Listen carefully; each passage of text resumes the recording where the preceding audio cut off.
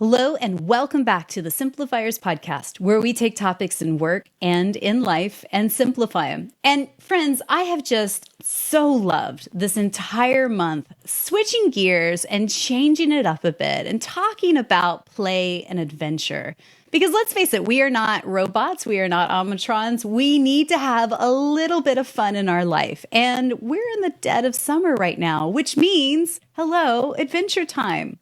So that's what I want to focus on today. How do we create more adventures in our lives? So I have the absolute perfect guest to talk about and explore and have a little bit of fun and absolutely brainstorm on this topic. Now, here's the thing. Her name is Bridget Scotti, and she's the founder of Whim, which is a surprise destination travel company. And she is here to talk about travel and adventure and embracing a more spontaneous life. But have you ever wanted to show up at an airport and just pick a destination off the board and go? Well, that's exactly what her travel agency does. But she actually plans it all for you, which is really cool for this type A control freak over here. Like, oh, can I do it? Would it be fun? Actually, yeah, it would. So I'd like to welcome to the Simplifiers podcast, Bridget Scotti. Hey, Bridget. Hi, Mary. Thank you so much for having me today. Dude, I am so excited to kind of dive into this conversation, not only to learn more about what a surprise destination travel agency does, because that is so intriguing to me, but just genuinely to, spice life up a little bit, add a little bit more adventure into things. And I really hope we kind of pick your insider secrets on all of this. I'm thrilled to. I mean, the last couple years, I don't know if you heard, they've been a little out of our control. So, yeah, just in passing, you might have heard a thing or two. Pandemic, whatevs. I don't know what you're talking about. Yeah. No, absolutely. And so being able to embrace the positive of the unknown is something wonderful when you can do it. Yeah. So why do you feel like it's so important to have a little bit of spontaneity in your life, like especially as it relates to travel and exploration? So like you mentioned, I'm very similar to you. I'm a planner. I mean, it's literally what my company does. Yeah. But I have like a degree in risk management. I'm a finance person. That is my background. And, all of this makes for a very wonderful, logical approach to things. But I think, especially for people like us who are such planners, it's really, really easy for that to become just every day and be like, oh, I'm planned out for the next 17 and a half days, and then I'll squeeze you in. Yes. And, that it's so easy to kind of miss the forest for the trees. Like we're so busy and we're so booked and, booked and blessed is great, but like there might be a real benefit in letting go and kind of exploring. Cause I don't know about you, but my best stories always come from what I didn't plan. I've never started a story with, I planned the perfect thing and it worked exactly as I wanted it to. It's always like this crazy thing happened when I wasn't looking. Yes, 100%. If you looked at my Google Calendar right now, you would see a very full, very color-coded calendar of all the things that are in there. And, sometimes I think for me, that's how my brain works. Like I put it into the software so I don't have to keep it in my head.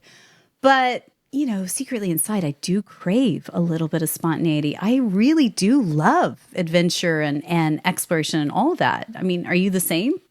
Yeah, I mean, you're speaking my love language with a color-coded calendar. I had a friend who once said, forget the flowers, bring her spreadsheets. And it's true. I mean, it's the way my brain works. It's the way I feel the most comfortable. But even for my type A nonsense, one of the things I actually really do is I live in New York City. It is a big, bustling, constantly moving metropolis, and I love it. It's my favorite place in the world, and I'm proud to say I've done a lot of research to make sure that that's true. But, it's a city that kind of is constantly grinding. And if I'm not careful, it's really easy to look up and be like, I'm paying all this rent and I'm living this lifestyle and I'm not enjoying it. So for me, one of the things, my little spontaneity hacks or what have you, is on a day that I, can kind of clear my schedule, I'll make a rule for myself that I'm leaving to go for breakfast here and I'm not allowed to come home until whatever, 10 o'clock at night or 8 o'clock at night. And I live in a city where that's super easy. I just start walking and that can happen. But even that is of pseudo type of way to plan this stuff without it actually being booked within an inch of its life, because Right. I can start breakfast, down in the Lower East Side and wander into a street fair or find a shop. And it's really easy to let my day while away that way. Mm. And if I don't do that, I find myself kind of ground down a little bit. So by giving myself almost pseudo permission to be like, I'm taking my day. I'm Mm-hmm. taking the day. I'll see you all tomorrow. It'll all still be there. I'm almost positive. And I mean, isn't that the case? Like we move to these amazing cities and then we never do any of the quote unquote touristy things. Mm-hmm. I love that. I love that as an idea of like, if you have the space and flexibility, and by the way, you have to book it in sometimes, like this is the window Absolutely. of play and fun. And I'm not going to let phone calls or emails or whatever nonsense get in the way of it. I love that idea of just going and exploring. I used to live in Austin, Texas, actually, for Great 16 town. years. Oh my God, such a great town to go and have a vacation to. And, moved overseas. I lived in England for a few years. And, now that I'm back stateside, that's what I've been doing lately. I go down to Austin for a weekend, see some friends, and then just see this beautiful city that, I never saw with these eyes. And I think that's wonderful. So we at WIM only do domestic trips, right? US and territories. And I think it's really common to think that everything has to be a huge commitment. Yeah. I have to be able to take 10 days or 2 weeks, and I have to expend all this money and this energy and do these big undertakings. And I am a deep proponent of there is 3 days of fun in most places if you're willing to go for it. And if you're kind of willing to embrace kind of the weird and the wacky and the wonderful, like you just have to be down. Austin's one of my favorite places to send people. I mean, hanging out in South Congress and, even like we always tell if we go during bat season, we're like, we know this sounds crazy, but stand on a bridge. Just trust us. It's a thing. Or it's 1,000,000 degrees. Take a lift to or bike out to Barton Springs and have lunch just sitting there and just let the world happen around you. And we do that a lot. And even in our itineraries, because we give you like a really detailed itinerary, we really specifically do something where we'll put a block, and it's called an explore block. We're like, here's some really cool neighborhoods. Just go walk them. Yeah. And some people are like, but what am I supposed to see while I'm there? I'm like, that's not the point, my friends. Right. Just go walk, and I don't know what you'll see. Like that's kind of the point. But it doesn't matter where it is, right? If you want to end up in Columbus for a few days and go to, when I was in Columbus, there is a place called Cornhenge, which is outside of an office park where somebody built 8 feet tall molds of corn. Yes. As a fake field just in front of why? Can't tell you. Does it matter? Absolutely not. You have to have a picture with the world's largest ear of corn. Or, or if you're driving to California through, the PCH and you take a turn and you can end up in the redwoods and go explore the Africa. Like there's just kind of something anywhere as long as you're willing to let go of I have to see these 4 things because that's what's on every list. Right. Well, and I find that every time I take a trip anywhere to an old place or a brand new place, I grow as a human. Like I become a better human all around. And you and I talked about this offline. Like, why do you think there is? Like when we travel, we become better citizens in life. Yeah. I say that a lot. I say that I think travel makes us better people, better citizens of the world.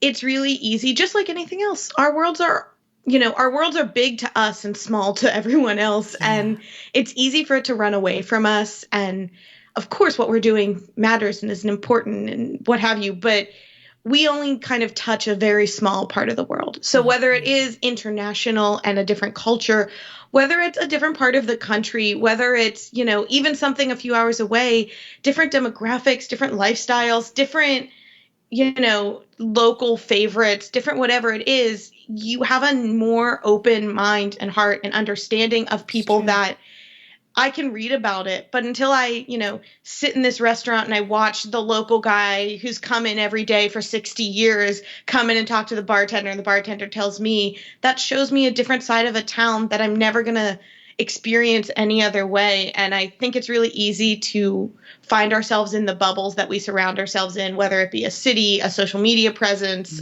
whatever it is.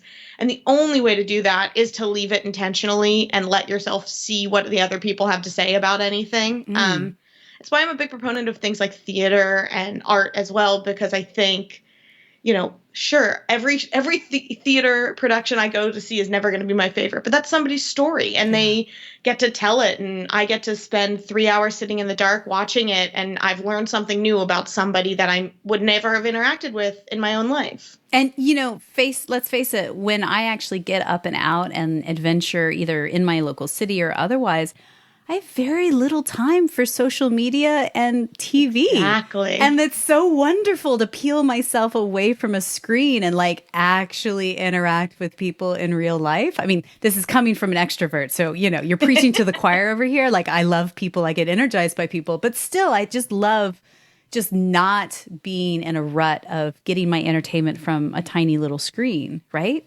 Absolutely. And I think it works for introverts and extroverts. Extroverts, we do a lot of solo travel. I love solo travel. I am a woman, so traveling alone as a woman is a different approach than maybe traveling alone as a man or traveling in a large group or what have you. But whether you're an extrovert who wants to be surrounded by noise and bustle and actively interacting, you can do both of those in the same town, right? Austin or Dallas, or I'm from Pittsburgh originally, these mid-sized cities, you don't have to say New York, LA, Chicago, these gargantuan kind of undertakings. You go to a more mid-sized city and you can find bars and restaurants or clubs full of people to talk to, but you can also walk the street with your headphones in, listening to a song or spend time in a park or go to a local bookstore the Strand, or you go up to Portland or whatever it is at, Powell's, and you can kind of be alone and just get energy from, you don't have the grind of, I have to return that call and that email. Yes. And when I have introvert friends who feel ground down, I'm I think the best thing you do is you go alone somewhere where there's nothing more alone and self-reflective than 4 days in a place where it's you, your thoughts, your experience, which some people hate. But then I say, then go talk to people, because people always want to tell you about their town. If you love where you're from, you're never going to have trouble telling people why it's great. And I imagine some that are listening here are kind of imagining, wow, what would it be like to just take a weekend trip next weekend or something like that? And I imagine there's a bit of they're determining their level of comfort and also how big of a risk taker they are or not. So what are some, tips or a few ways to determine your level of comfort and also your level of risk when it comes to adventuring and taking trips? I think you can absolutely start small. I'm not saying, book a ticket to a country that doesn't speak your language for 3 days and just go. Unplug and hope it works. But even, if you go from one city to the next, New York is very close to Philly or Boston, or if you're in the Dallas-Fort Worth area and you go to Austin or Austin to San Antonio, whatever, you can go a couple hours away, and just kind of, you have the comfort of your car if you drive yourself there. If you're not you can always go home. It's always going to be there. Go do it for 2 days. Use the Hotel Tonight app, book a last minute hotel on the cheap for yourself for 48 hours and see what happens. And if you really aren't a huge fan, I mean, is there anything better than a night alone in a hotel room with perfectly made sheets and a nice big clean room you don't have to do anything for? So at the worst, it's a little pamper staycation. At the best, you see a little bit of the other side of where you are, and then maybe next time you're willing to go a little further. We have one client who books with us every few months, and she's an older single woman and she's retired, and every few months she books a trip and she goes, I'm willing to drive up to 6 hours. Send me somewhere. And we do. And, sometimes we keep her close, 2 hours away. Sometimes we send her to the very ends of those 6 hours. And for her, that's kind of her mental health refresh of a way to disconnect for a few hours. And and not feel like it's so hard. I have to deal with the checking luggage and hoping our Mm-hmm. plane isn't delayed, whatever. Mm-hmm. And then obviously the more comfortable you feel, the further afar you can venture. Yeah. And what I hear in that is, the baby steps is like, starting small, trying something new. And that might just be the town over and going, oh, okay, there's a farmer's market there. There's a festival there. I'm going to go there for a day trip, and then building that confidence over time. But let's talk about road trips, because I'm a very big fan of an epic road trip. I like that is my jam. But I imagine you've had to plan quite a few road trips over the years for clients. So can you give us some secret insider tips on like how to plan an epic road trip? Absolutely. So I did not grow up road tripping. Yeah. I'm from Pittsburgh, which is a big city surrounded by kind of nothing. So it was far to get to wherever you went to next. And I'm always jealous of those people who did grow up in areas that are super road trippy, because that was something I had to learn for this job. Because when people were like, can I drive? And I was like, I don't know. I never thought of it. Yes, I just fly everywhere. Yeah, I fly everywhere. And then, at 18, I moved to New York City, the land of no cars. So I wouldn't even know. But that's really cool, because now I learned a new thing that I didn't know I should want. And now I love them. But I would say choose your radius. That's always what my gut does first is, do you really want to drive 12 hours, or are you just telling yourself you can drive 12 hours, right? Like, don't set yourself up to be grumpy when you get there. That's my first one. And realize what the directions say is whatever 4 hours isn't 4 hours. Add like 30 to 50% on top of that, because bathroom breaks, or you find something fun to stop at, or whatever the case is. So don't hold yourself. I think that's what's majorly different. I'm sure you agree about an epic road trip is the fluidity. So somebody who's down for a road trip is down for adventure, because it shouldn't be about the final destination. It should be about, sure, I want to see the world's largest ball of yarn 2 exits over, or whatever the case is. Totally. And can I just add on there, having lived overseas in England with roundabouts on major highways, when it says 4 hours in England, that is like driving 8 hours in the States, because it is so freaking exhausting to drive where you're driving 60 miles an hour, then 30 miles an hour, then there's a roundabout there. It's just like, so that was like a rookie mistake I had to learn very early on when I was living in England, of like, oh, it's only 4 hours to get down to the coast. No big deal. Cause I'm a Texas girl where all of our roads just go highways straight for 80 miles an hour. There is no like going left and right. There are no roundabouts. So I'm like thinking, oh yeah, 4 hours on the road in England. No big deal. It is such a big deal. So kind of keep that in mind as well.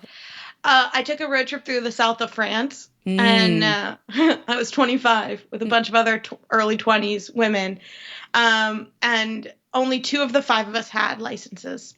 It was a solid choice. I definitely recommend that. No, I'm kidding. And we're all New Yorkers, so even that was kind of like, we don't drive that often. It's like a visit thing. And we were like, we can definitely do it. It's got, whatever. There are all these little towns. And that was next level, kind of wildly terrifying as you drive on these tiny cliffs. I did it in Ireland too, and the lack of like lights and the tiny roads that they consider roads blows my mind. Oh yeah. The hedgerows, like, if you're in the middle of nowhere, Devon, let's say the bottom left corner of England, there are roads that just are one lane, and it's hedgerows, these big giant bushes that are 8 feet tall on left and right. So when a car comes towards you, it is a very stressful thing. You're just like, I don't know how we're supposed to do this. Am I supposed to go into the bush? I don't know.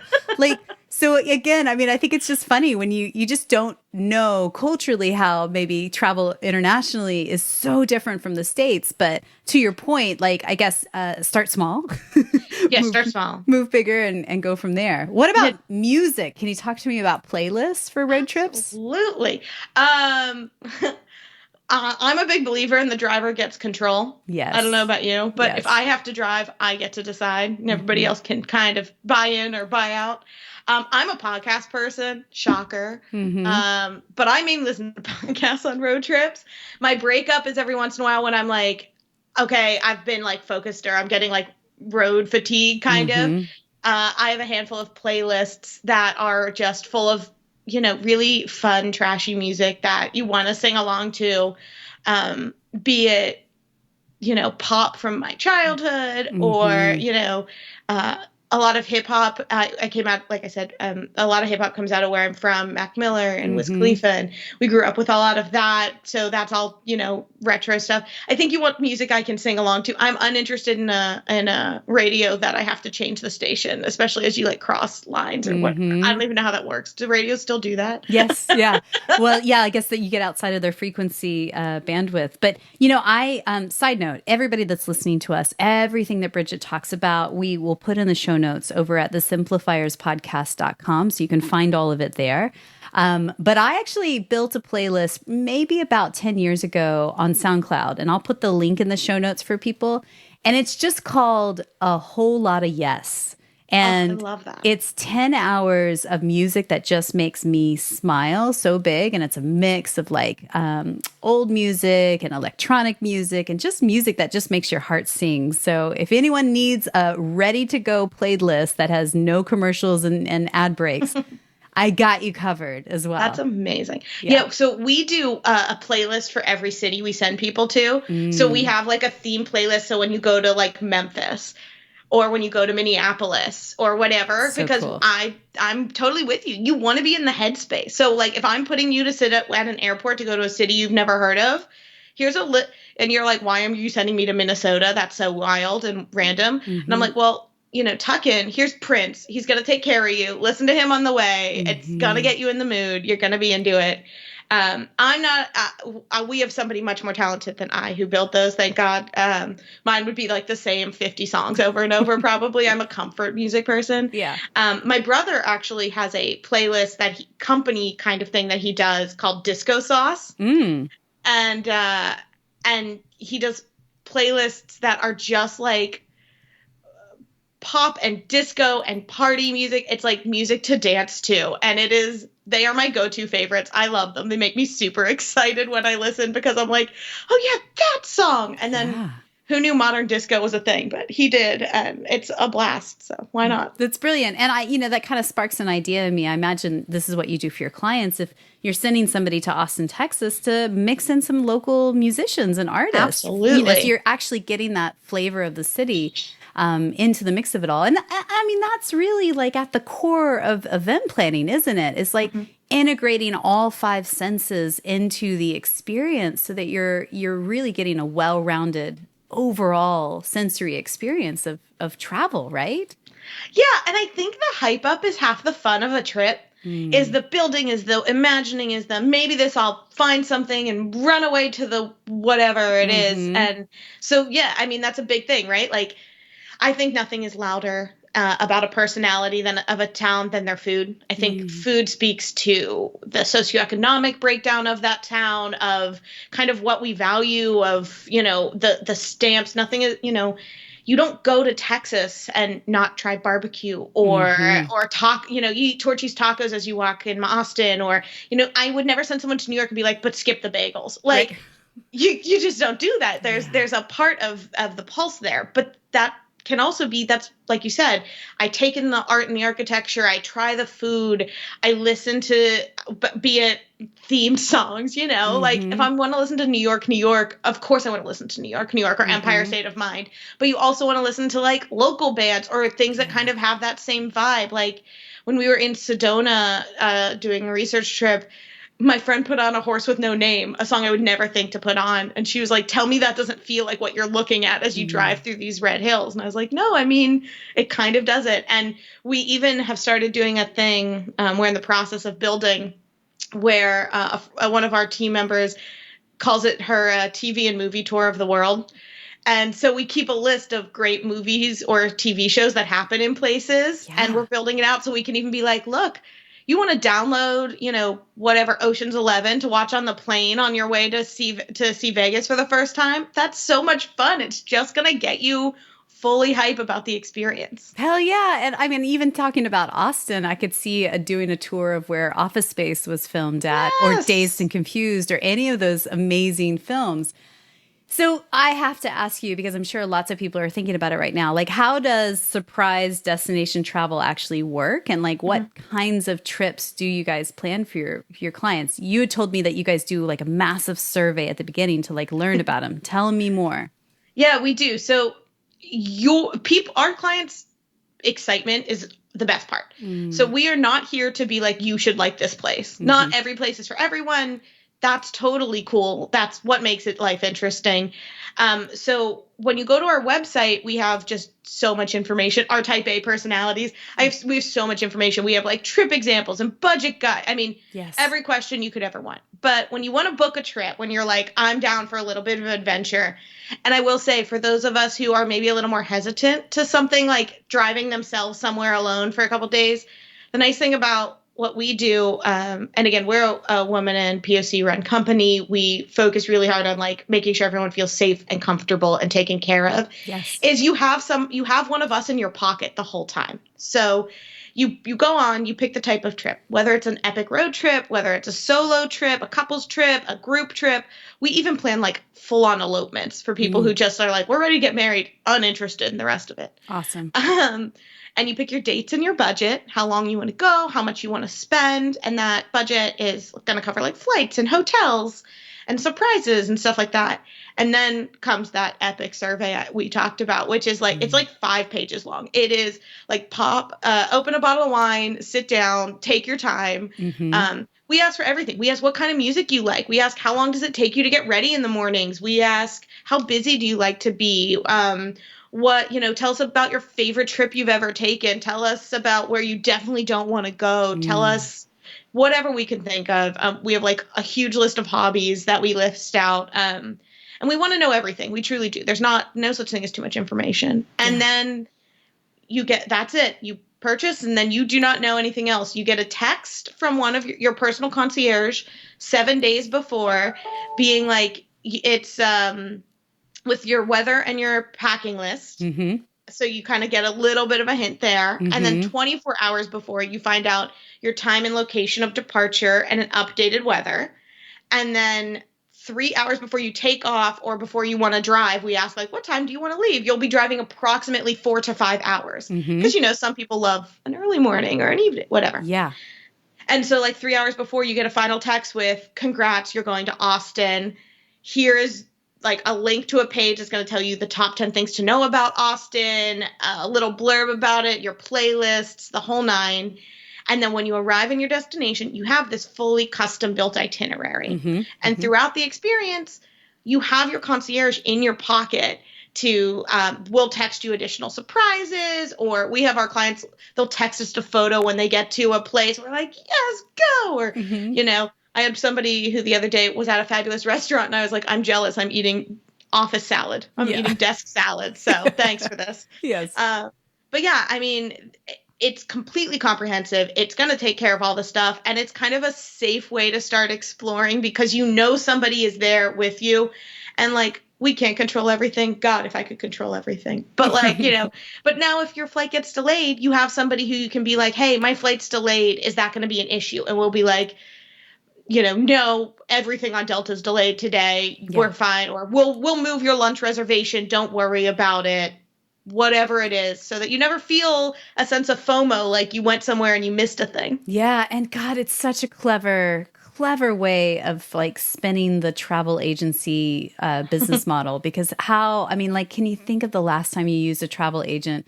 It was like, a dingy office and some like fluorescent lighting and just, a very lovely but older lady named Gladys who's just picking something out of a really boring computer program. Like, this is fun. This is great. And, you're speaking my language here because I think about how sometimes very busy I am, but also wanting adventure, but it's just so busy that I don't have the time to actually put the effort into it. So I could see how that is such a huge thing for your clients. Especially people with kids. Like, that's a whole next level. You're like, I have 4 children. They don't agree on a single item. Yes. Like, no one likes anything. You figure it out. Yeah. And so we'll be like, great.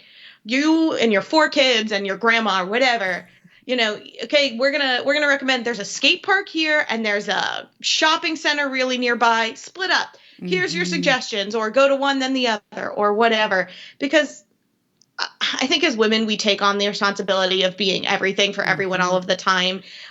We have to earn the money. We have to take care of the kids. We have to keep the house. And then we have to plan the fun. I'm a big believer in outsourcing to those who are specialists. Mm-hmm. I'm not going to sit here and cook my own Indian food. I would be terrible at it. Let's let somebody who's fabulous at it do it. I'm not going to sit here. Like I said, I didn't build the playlist because no one wants to listen to those same 7 songs over and over. So why should it be any different with something that can be fun too? I think we put a burden on ourselves of like, but I'm the fun one. I'm the planner. I have to do it. I know us best. I Yeah. think it's healthy for a woman to be able to be like, let's let somebody else kind of take the burden and run with it. And I'm curious if you're the same. I'm guessing you are. Like, as I get older, I'm less interested in like filling my house full of stuff and way more interested in experiences and travel and exploration, like utilizing that money in a different way. Because I feel like experiences, those are such lifelong memories that, really a way to connect with my loved ones or even connect with myself. Like, I'm so much more interested in spending the money there than another knickknack that goes on the shelf or another throw pillow for the couch, right? I fully agree with you. I think also it's been proven like generationally, that's something that each new generation values more. When asked for if with disposable income, would a millennial Mm, rather purchase an item or an experience? The major like when I say majority, I think the number was like 70 or 80% choose experiences. And I mm, think a lot of that has to do with the world we live in. You know, again, I live in New York, so I live in a shoebox. So it's, I can have that item or a kitchen table or whatever it is. But I think it's just a little bit of a sense of I could, but also, why would I bother to have that one more right. thing? And if you want to buy one more thing, isn't it more fun to have somebody come over and be like, oh, I love that. Where'd you get it? And you're like, well, I was on this great trip and I Mm-hmm. found this local artisan at this, Yes. ceramic studio and I got to support this, unique small business as opposed to buying one more thing from Amazon or Target or big box stores or what have you. Mm, And I think that's wonderful. I think nothing stimulates the economy and yourself more than something that gives you joy. And that's whether that is a trip or an item, or a small business or whatever. Like that's the answer to this stuff to me is the older we get, and also I think the more worldly we get, the yes. more open-hearted and open-minded we get. We're like, I don't need that one more version of this. I'd so much rather go with my friends or my kids or my parents or whatever to this story-filled thing. Mm-hmm. And That's definitely a thing. yeah, and you said it earlier, and I want to make sure we cover it, or at least start the first couple of thoughts on it. So give me some secrets for solo travel as a woman, especially like when you're traveling inside or outside the States. Yeah. A woman's intuition is real. Mm-hmm. Trust yourself, trust your gut. Don't force yourself somewhere that you feel unsafe or anything. Mm, But we are also very often told we are unsafe. Like as women, we are often painted and told that we can be the victims in a way. And I think trusting yourself more than the things around you. I've lived in New York since I was 18. So I've been mm, here for almost 15 years. yeah. I still get texts from relatives who've never been being like, I read an article on the news about something that happened. You should not go outside. And but I think that's the same of everywhere, right? We live in a Yeah. world that necessitates care, being careful when we can, but that doesn't mean we should stop exploring. So as a woman, I say, for me, I only feel safe with a phone that's fully charged. Before I go on a trip, I pack a ludicrous amount of backup like chargers and batteries, external battery Mm-hmm. packs. I literally take 3 or 4 on every vacation. I like to have them all charged. It's what makes me feel safe. Even if Yeah. I don't use them all or whatever, I know that like that's my comfort blanket. I know I can do that. I would also say, explore your areas and you can always go back. So if you're like, oh, I really like this, this is really fun, maybe I'll come back here tomorrow night because I already feel like I've sussed it out and like I like the area. I feel comfortable here. Um, make sure when you're walking, don't have both headphones in, which I know is like something we've always heard, but I always like to keep one headphone in when I'm walking alone because it makes me feel a little safer that I have noise going on and maybe I'm a little less approachable. Yeah. But I always joke, my favorite thing to do when you're walking, if you're like, I don't love whatever's around me or whatever, take a step into a well-lit office building or apartment building. If I'm on a street and I'm like, I don't like this feeling of this person. It happened to me when I was in Boston once, and I was like, I don't love what I'm feeling right now. There was a big apartment building up on my right, and there was like a well-lit lobby and an attendant or whatever. So I just stepped in, and the people on the street kept going, and the guy at the lobby was like, "Hi, can I help you?" And I was like, I don't know, the street was weird. Can I hang out here for a minute? And he was all like, absolutely. Like, take a minute, whatever, reset, let it happen. So you can always remove yourself from that. And God bless Lyft for being able to call a car to you when you feel nervous about something. It's right there. But gosh, that's such a great tip there, because I think, just having that permission, especially for people who maybe are not big city people, I feel the same way with hotel lobbies as well. Like, I think if you don't know that as a practical tip, that you could always go into a hotel lobby. Doesn't matter if you are a guest there or not. You can always, and even if you just need a moment to reset and recharge your phone, like no one's going to rush you out. And so as a woman, to know that as like part of your arsenal of tricks and tips, like it really does help. I think, and also that's my tip for clean bathrooms while traveling. Hotel lobbies always have nice bathrooms. Right. You find a 4-star hotel while you're wandering, use the bathroom. Don't wait in line for something gross or yucky or unclean. Yeah. All of these things that you're talking about, I truly am sitting over here going, okay, when can I call Bridget to plan my next trip? Like, I'm literally like, let's do it. Let's make this happen. And tomorrow. Yes. We'll take good care of you. Good. Well, if you are feeling that same way, her website is On a Whim. That's WHYM.com. That's where you can find her. And of course, everything we talked about in today's episode is in the show notes over at the Simplifierspodcast.com. And Bridget, you have offered a nice little treat for our listeners. Tell us about it. Yeah. If you head to our website and you want to book a trip, all you have to do is apply the code SIMPLE and you'll get $50 off any trip with us. Hell yeah, $50 off. That's awesome. Thank you so much for doing that. And again, the website is onawhim, WHYM.com. So I hope people come check you out and learn more about the work that you guys do in the world. Thank you so much.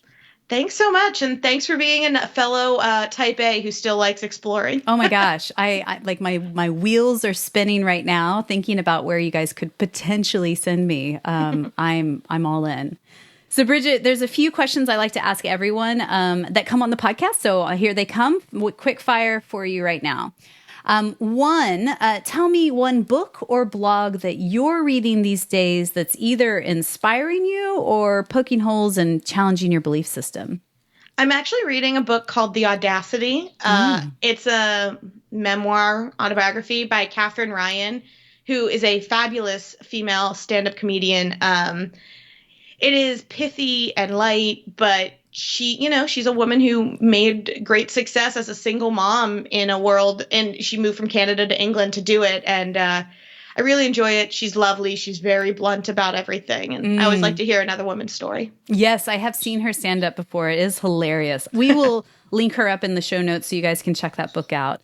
That's, again, the Simplifierspodcast.com. So tell me, who is one person in your network, somebody that you know personally, that you just feel is up to brilliant things? We could shine a spotlight on them, and who knows, maybe one day we'll have them on the podcast. So my best friend from college, her name is Courtney Orr, and this is a girl that will save the world. I'm convinced of it. Nice. I met her in school, and she has worked in nonprofits since she was 19 or 20 years old. She was an early employee at something up here in New York called Dream, which helps low-income kids get into sports and help them use that to get into college. And nowadays she's working with the Michael J. Fox Foundation, and she, uses her big brain and even bigger heart to kind of connect with these people to see that there's all these ways that you can help that aren't just big checks. Or big checks are nice too, I'm sure. But I love it. Well, we will link her up in the show notes. If you guys are curious about the work that Courtney's doing out in the world, you can find her again at thesimplifierspodcast.com. So I believe gratitude and simplicity go hand in hand. Tell me, what are you grateful for today? I'm grateful that I get to do a job that excites me, but also excites other people. It's easy for a job to kind of take over and be hard sometimes. And some days it is. Let's not pretend like it's not, especially owning a travel company during COVID. But today I'm excited that, I get to hang up here and I get to go back doing a job that makes me excited every day. I love it. And again, you can find Bridget and her whole team on awhim.com, but also on social media, your handle is Whim, WHYM Travel. Where do you guys like to hang out the most? Instagram, Facebook? We're definitely on Instagram the most. Okay, cool. So sure. you can find those links in our show notes so you can connect with her and the team there. So I guess my final question for you is this. Someone somewhere is listening to you and I right now, and she's getting the little tingles in her belly of like, well, yeah, maybe it is time for me to take a road trip, or maybe it's time for me to just exit and go away for the weekend. But she's feeling really nervous about it and doesn't even know where to begin. What's one thing you could whisper into her ear right now just to encourage her in this moment? You deserve the break. Your gut is telling you you need it. You deserve it. It is not something you have to do more to earn. Reward yourself and your mental health with a few days just for you. Hell yeah. I'm in. Count me in. Thank you, Bridget, for your time today. Thank you so much, Mary. Have a great day.